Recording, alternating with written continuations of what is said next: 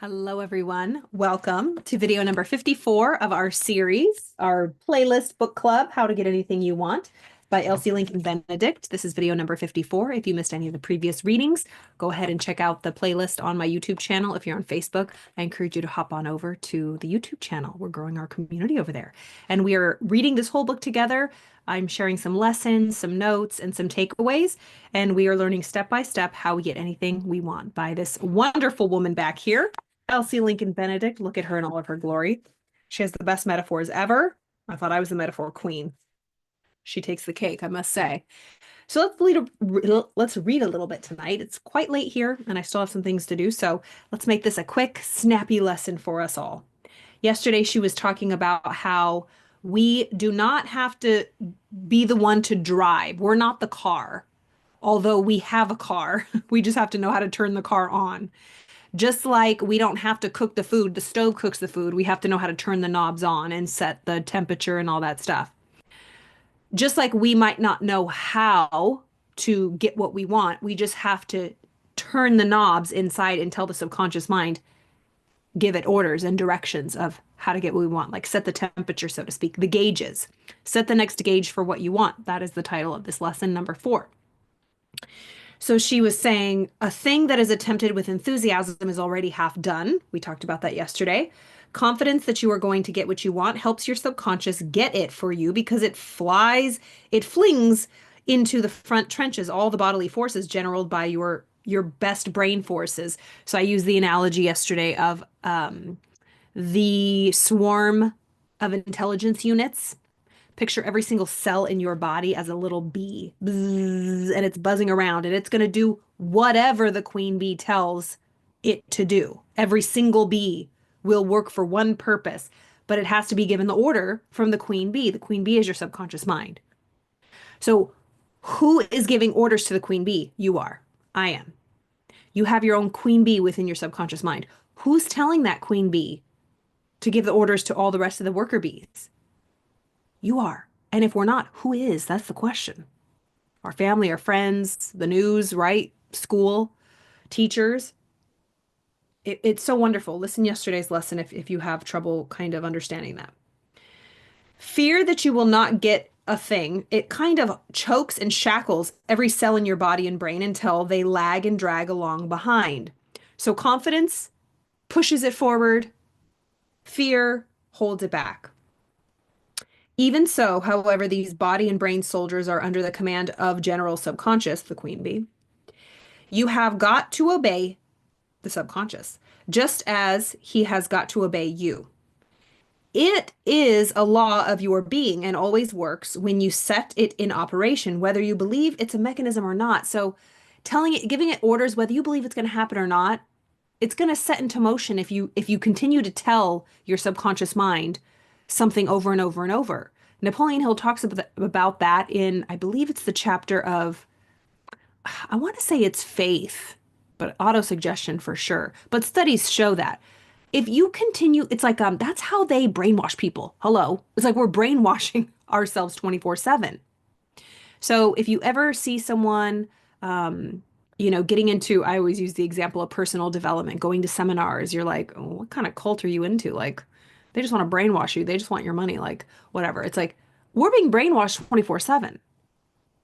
We are being brainwashed 24/7. I know that word is a little, kind of scary and we don't want to think it, but we are. We are washing our brain 24/7 with words, with ideas, with stories, with narratives. 24/7. Pick the soap. What are you washing your brain with?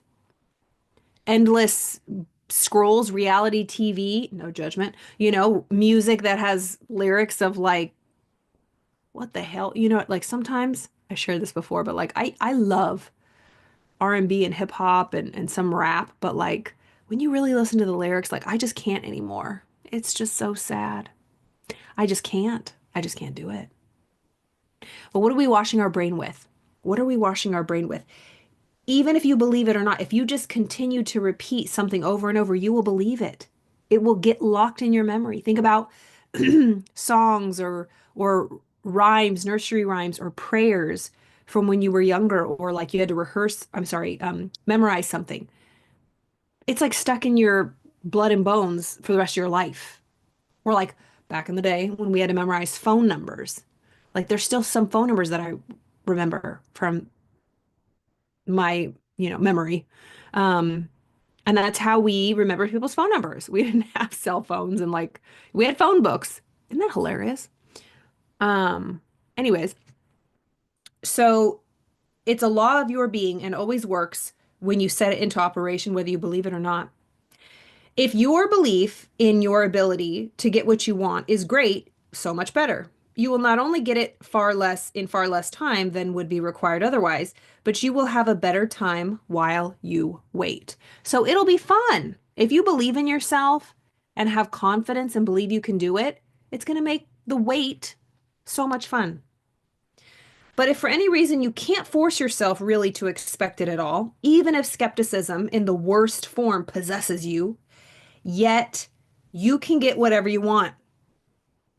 That should be refreshing, especially if you've been struggling, or maybe there's just this goal. Maybe you've achieved a lot, but there's this goal. It's just, it's just out of reach. Like for a lot of clients that I work with, it's like they have a job, they have a good job, but they just can't get it together with their health. They just aren't confident with their body. Or maybe they're confident with their body. They have, the job and the money, but they just can't hold a relationship. They can't meet anybody. And so if you want to change anything, how do you get anything you want? Through these steps, what stories are you telling yourself around that said area, specific area? So she's saying, but if for some reason you just can't force yourself to expect it, even if skepticism in the worst form possesses you, you can get whatever you want still if you know how to use these mechanisms of your subconscious mind. Instead of demanding that you have faith at the outset, all I ask of you is that you read these simple instructions and directions carefully and follow them persistently. That's the thing right there. It's consistency and being persistent, not giving up and not quit until you win. Don't quit until you achieve it, until you are that person and you have what you want. You deserve it. We all deserve it. It just takes persistent. It's like when you learned how to ride a bike, you were just persistent. You kept falling and getting up and falling until you rode the bike. Babies, they walk, they fall, they get up, they fall, they bump their head, they hit their lips of they get up, they walk. They're persistent. It's the same with programming. That's like programming the body, knowing how to ride the bike, or the coordination and getting it used to just a habit, second nature. Subconsciously, your mind does it now. Once you learn how to ride a bike, you can't really unlearn it unless you get, a TBI or something, or an injury. But that's like with anything else. Once you learn and program yourself how to make money, or how to attract money, or how to attract good relationships or friendships, attract good jobs, attract good health, good food. It's a habit, but if you don't have it now, it is going to take that work, and be confident that you'll get it. You just have to be persistent, okay? So just follow these directions persistently. They cannot fail, she says, all in caps. They cannot fail. They have brought to thousands of skeptical people in this country the things they wanted but never expected to get. They have worked miracles in the lives of the sick and wonders in the lives of the poor and unsuccessful. They will do the same for you because they are in accordance with unchanging eternal laws. Every man can use them quickly and miraculously if he has enthusiasm. Slowly but surely, even if he lacks enthusiasm, but no man can nullify them. So we can get them quickly if we have a lot of enthusiasm, and we can get them slowly if we don't have that much enthusiasm. But nothing will ever turn this off. Nothing will ever turn this miraculous force of our subconscious mind off. Your subconscious never looks beyond the subconscious mind never looks beyond or behind your order. A servant with unlimited power, but of absolute loyalty and unquestioning obedience. You are the master of your thoughts. And that is, I think, the number one thing. It doesn't matter. This is just my opinion from my life experience and people that I've worked with.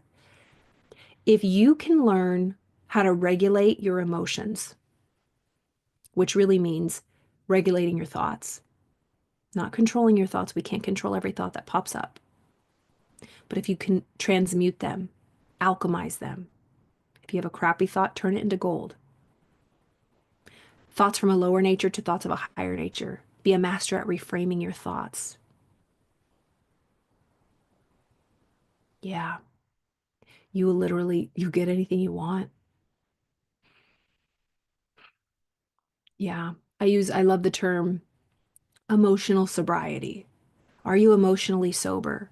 Or are you anxious and worried and fearful and angry and critical and judgmental and bothered and irritable and pissed off and offended and just, ugh, grumpy? That's emotional belligerency. I'm sure you don't wake up wanting to feel that way now. And it doesn't feel good. I know it doesn't. We all know what it feels like to be angry, upset, irritable, cranky. It's not a good thing. What would emotional sobriety be like? To be at peace, to be calm, to be regulated, to be loving, to have a big window of tolerance, to be able to tolerate a lot. Nothing really bothers you. You're not triggered. You remain unmoved. That's emotional sobriety. And that's really what she's talking about. If we can remain sober of mind and dictate what thoughts we get emotionally involved with, we are going to have thoughts pop in and we will get emotionally involved. We will get triggered in the moment and, taken by surprise or having a flashback or intrusive thoughts. Notice them and change them. And if we do that, like work the muscle of reframing and regulating our emotions, the easier it gets. There will never be a time where we don't have to do this work. Will it get easier? Sure, but will it ever go away? No, as long as we're human.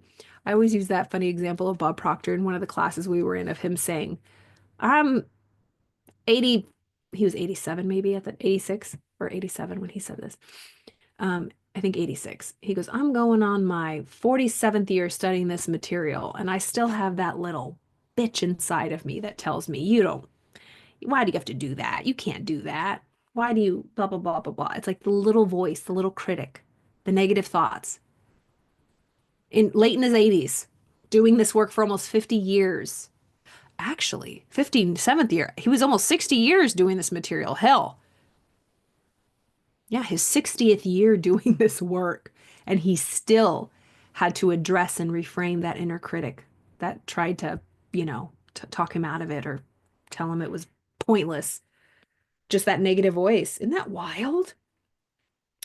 So, anywho, I hope you enjoyed this. I know it was a quick lesson today. I hope you had a wonderful weekend.